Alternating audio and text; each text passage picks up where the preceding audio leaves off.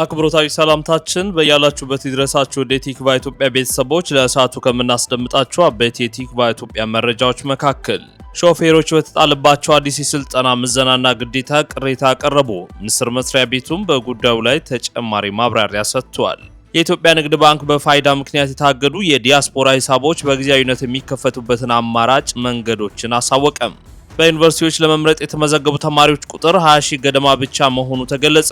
ይህም በመደበኛ ፕሮግራም ብቻ በትምህርት ላይ ናቸው ተብሎ ከሚታሰቡ ተማሪዎች ቁጥር አንጻር እጅግ ዝቅተኛ ነው ተብሏል። በኬንያ ሊቋቋም የነበረው የአሜሪካ የኢቦላ ማዕከል በተነሳው ተቃውሞ ምክንያት በሀገሪቱ ከፍተኛ ፍርድ ቤት በጊዜያዊነት ታገደ። እነዚህን ጉዳዮች በዝርዝር እናስደምጣችኋለን። የተወዳጁ ቲክቫ ኢትዮጵያን ይፋዊ የዩቲዩብ ቻናል ሰብስክራይብ በማድረግና የደውል ምልክቷን በመጫን ቤተሰብነቱን ያጠናክሩ። ወደ ዝርዝር መረጃዎቹ እናልፋለን።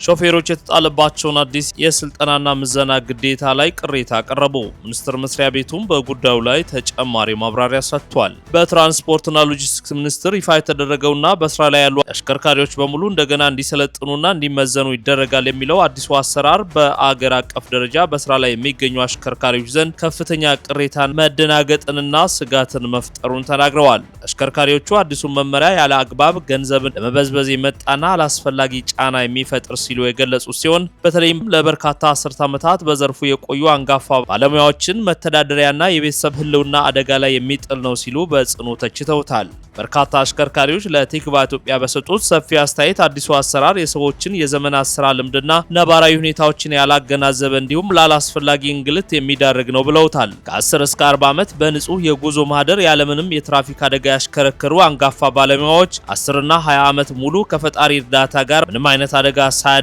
ዛሬ እንዴት እንደገና ሊሰለጥኑ ይገባል ስልጠና ይወስዳሉ ሲሉም በምሬት ጠይቀዋል። አንድ አሽከርካሪ ለቲክቫ ኢትዮጵያ ያለውን ስጋት ሲያጋራ 30 እና 40 ዓመት ሙሉ ያሽከረከረ አገር ያቋረጠ አሽከርካሪ ዛሬ ላይ በሆነ ምዘና ቢወድቅ ልጆቹን ወዴት ልበትናቸው ነው? ፍጹም ግራ የሚያጋባ አሰራር ነው የመጣው ሲል የቁጥጥር ስርዓቱ ተገቢ ያለመሆኑን ገልጿል። አሽከርካሪዎቹ አክለውም የትራፊክ አደጋ በብቃት ማነስ ብቻ የሚከሰት ሳይሆን በማንኛውም ጊዜ ድንገት ሊያጋጥም የሚችል ክስተት መሆኑን ያስረዳሉ።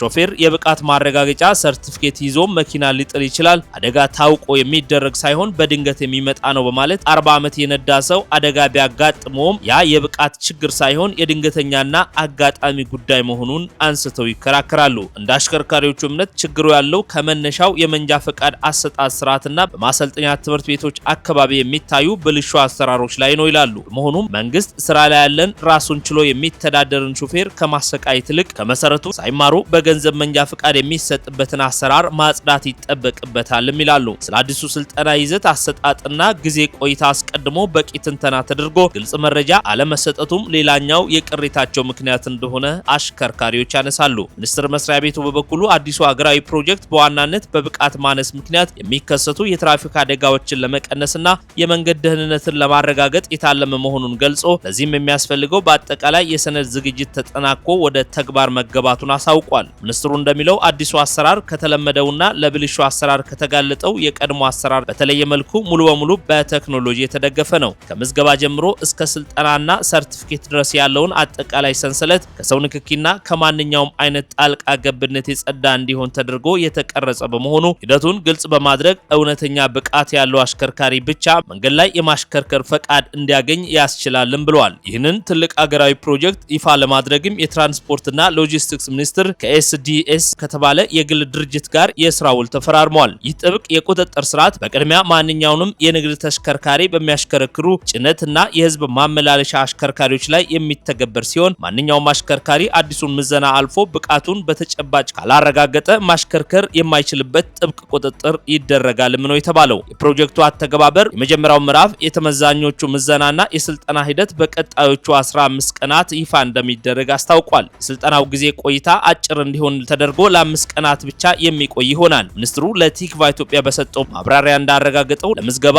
ለምዘና እንዲሁም ለሰርቲፊኬት ምስክር ወረቀት አሰጣጥ የሚከፈል ምንም አይነት ሳንቲም ወይንም ክፍያ የለም። ሆኖም ግን አሽከርካሪዎች ራሳቸውን ለስልጠና በሚመርጡበት ህጋዊ ፈቃድ ባለው የአሽከርካሪዎች ማሰልጠኛ ተቋም ሄደው የስልጠናውን ክፍያ ራሳቸው ሸፍነው የመከታተል ግዴታ ተጥሎባቸዋል። የኢትዮጵያ ንግድ ባንክ በፋይዳ ምክንያት የታገዱ የዲያስፖራ ሂሳቦች በጊዜያዊነት የሚከፈቱበትና የሚንቀሳቀሱበትን አማራጭ መንገዶችን አስታውቋል። ባንኩ የፋይዳ መለያ ቁጥርን ከባንክ ሂሳብ ጋር የማያያዝ ሂደት ለዲያስፖራ ማህበረሰብ ያጋጠሙ ችግሮችን ለመፍታት የሚያስችል አዲስ ተለዋጭ አሰራር ይፋ ማድረጉን አስታውቋል። ይህንን ያሳወቁት ለውጭ ጉዳይ ሚኒስትርና ለኢትዮጵያ ዲያስፖራ አገልግሎት በጻፈው ደብዳቤ ነው። ባንኩ ይህንን ያሳወቀው ለውጭ ጉዳይ ሚኒስትርና ለኢትዮጵያ ዲያስፖራ አገልግሎት በጻፈው ይፋዊ ደብዳቤ ነው። ባንኩ በላከው መመሪያ መኖሪያቸው ከኢትዮጵያ ውጭ ያደረጉ የባንኩ ደንበኞች በጊዜያዊነት ሂሳባቸውን ከፋይዳ መታወቂያ ጋር ማጣመር ሳያስፈልጋቸው በኢትዮጵያ ብሔራዊ ባንክ መመሪያ መሰረት በልዩ ሁኔታ እየተስተናገዱ ነው ብሏል። በባንካችን በኩል ከዚህ በፊት ደንበኞች ሂሳብ በሚከፍቱበት ወቅት የመኖሪያ አድራሻቸውን ከኢትዮጵያ ውጭ እንደሆነ ማስረጃ ያቀረቡና በባንካችን የመረጃ ቋት ላይ የተመዘገበ ማስረጃ ያላቸው ደንበኞች ሂሳብ ያልታገደ መሆኑንም እናሳውቃለን ብሏል። በተለያዩ ምክንያቶች ደንበኞች ውጪ እንደሚኖሩ በባንኩ የመረጃ ቋት ላይ ያላስመዘገቡና የባንክ ሂሳባቸው የታገደባቸው ደንበኞች ግን ብሔራዊ ባንክ ለባንኩ ባሳወቀው መሰረት ከዚህ በታች በተገለጸው አግባብ መስተናገድ እንደሚችሉም አስታውቋል። በውጭ ሀገር የሚኖሩ ኢትዮጵያውያንና ትውልደ ኢትዮጵያውያን የፋይዳ መለያ ቁጥር ማቅረብ ባይችሉም እንኳን በውጭ ሀገር እንደሚኖሩ የሚያረጋግጡ ማስረጃዎችን በማቅረብ የእገዳው አካል እንዳይሆኑ ይደረጋል። ለዚህም እንደ ትምህርት ማስረጃ፣ እንደ ሕክምና ማስረጃ፣ የውጭ ሀገር በህጋዊ አካል የተረጋገጠ በውጭ ሀገር እንዲኖሩ የሚገልጽ የውል ማስረጃ በአካል ወይንም በህጋዊ ወኪሎቻቸው በኩል በማቅረብ ሂሳባቸውን ማንቀሳቀስ ይችላሉ። የዲፕሎማቲክ ማህበረሰብ በዲፕሎማቲክ መታወቂያ ከሆነ እገዳው አካል ሳይሆኑ ሂሳባቸውን መጠቀም እንደሚችሉም ባንኩ አስታውቋል። አንድ ደንበኛ በውጭ ሀገር እንደሚኖር በሚመለከተው የኢትዮጵያ ኤምባሲ ወይንም ቆንጽላ በኩል በኢሜይል ማረጋገጫ ከተላከ ባንኩ በጊዜያዊነት የተጣለውን እገዳ አንስቶ ደንበኛው ሂሳቡን እንዲጠቀም ይፈቅዳልም ብሏል። ደንበኞች ውጭ ሀገር እንደሚኖሩ የሚያረጋግጡ ማስረጃዎች ሂሳባቸው ለተከፈተበት ቅርንጫፍ ስራ አስኪያጅ ኢሜይል ወይንም ለባንኩ ዋና መስሪያ ቤት ዲያስፖራ ባንኪንግ @cbe.com.et በመላክ የተጣለባቸውን እገዳ በጊዜያዊነት እንዲነሳ ማድረግ ይችላሉም ተብሏል። በሌላ መልኩ ይህ መመሪያ በተባበሩት አረብ ኤምሬትስ ለሚኖሩ ዜጎች የፋይዳ መታወቂያ መመዝገብ የሚቻል በመሆኑ መመሪያው የማይመለከታቸው መሆኑን ባንኩ በደብዳቤው አስታውቋል። በዩኒቨርሲቲዎች ለመምረጥ የተመዘገቡ ተማሪዎች ቁጥር 20 ሺህ ገደማ ብቻ መሆኑ ተገለጸም። ይህም በመደበኛ የትምህርት ፕሮግራም ላይ አሉ ተብሎ ከሚታሰቡት ተማሪዎች ቁጥር አንጻር እጅግ ዝቅተኛ ነው ተብሏል። በዩኒቨርሲቲዎች በተከናወነው የመራጮች ምዝገባ ሂደት ላይ የተመዘገቡ ተማሪዎች ቁጥር ከተጠበቀው እጅግ አናሳ መሆኑን ተከትሎ የኢትዮጵያ ብሔራዊ ምርጫ ቦርድ ማብራሪያ ሰጥቷል። ቦርዱ በሰጠው ጋዜጣዊ መግለጫ በዩኒቨርሲቲዎች ውስጥ የመራጭነት ካርድ የወሰዱ ተማሪዎች ቁጥር 20122 ብቻ መሆኑን አስታውቋል። የቦርዱ ሰብሳቢ ወይዘሮ ሜላት ወርቅ ኃይሉ ሲመልሱም የወጣው ቁጥር አነስተኛ መሆኑን አምነው ለዚህም ሁለት ዋና ዋና ምክንያቶችን ጠቅሰዋል። የመጀመሪያውና ዋናው ምክንያት በርካታ ተማሪዎች በትምህርት ገበታ ላይ ባሉበት ዩኒቨርሲቲ ሳይሆን በቋሚ መኖሪያ አካባቢያቸው በሚገኝ መደበኛ የምርጫ ጣቢያ ቀድመው መመዝገባቸው እንደሆነ ገልጸዋል። ሁለተኛው ምክንያት ደግሞ ለዩኒቨርሲቲ ተማሪዎች ተብሎ የተለየ የመመዝገቢያ የቴክኖሎጂ ፕላትፎርም ተዘጋጅቶ የነበረ ቢሆንም ወደ ተግባር የገባው ግን ዘግይቶ መሆኑን አስታውቀዋል። ሰብሳቢው አክለውም ጉዳዩ ወደፊት ጥልቅ ምርመራና ጥናት የሚጠይቅ ቢሆንም በአጭሩ ግን ተማሪዎች በመኖሪያ ቤታቸው በመደበኛው የምዝገባ ሂደት በስፋት መመዝገባቸው የቁጥሩ ማነስ ምክንያትነት ሊያብራራው እንደሚችል ምላሽ ሰጥተዋል። በኬንያ ሊቋቋም የነበረው የአሜሪካ የኢቦላ ማዕከል ፈቃድ በቀረበው ተቃውሞ መሰረት በከፍተኛ ፍርድ ቤት በጊዜያዊነት ታገደ።